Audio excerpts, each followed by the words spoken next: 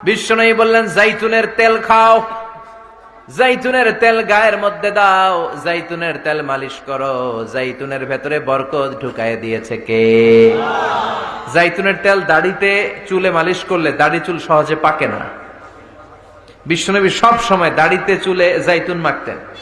আমি নিজেও মাখি প্রতিদিন, আপনারাও মাখবেন। আপনার দেহের ব্যাড কোলেস্টেরলের লেভেল কমে যাবে যদি জাইতুন আপনি খান। দাড়িতে মাখবেন, চুলে মাখবেন। জাইতুনের তেল দাড়িতে আর চুলে মাখবেন, আপনার দাড়ি আর চুল সহজে পাকবে না। আমি প্রতিদিন মাখি দাড়িতে, চুলে। বিশ্বনবীও মাখতেন। ছোট বাচ্চাদের গায়ে মালিশ করলে রোদের মধ্যে শোয়া রাখবেন, ভিটামিন ডি খাবেন।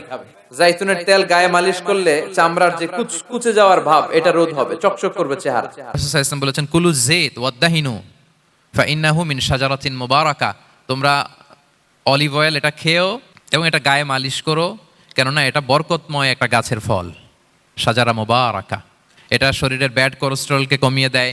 দাড়িতে অ্যাপ্লাই করলে, চুলে অ্যাপ্লাই করলে সহজে পাকে না দাড়ি চুল, এবং স্কিনে অ্যাপ্লাই করলেও স্কিনের জন্য ভালো, স্কিনের জন্য বেশ ভালো। এটা যাদের সুযোগ হয় আপনারা দাড়িতে চুলে অ্যাপ্লাই করবেন, খাবেন।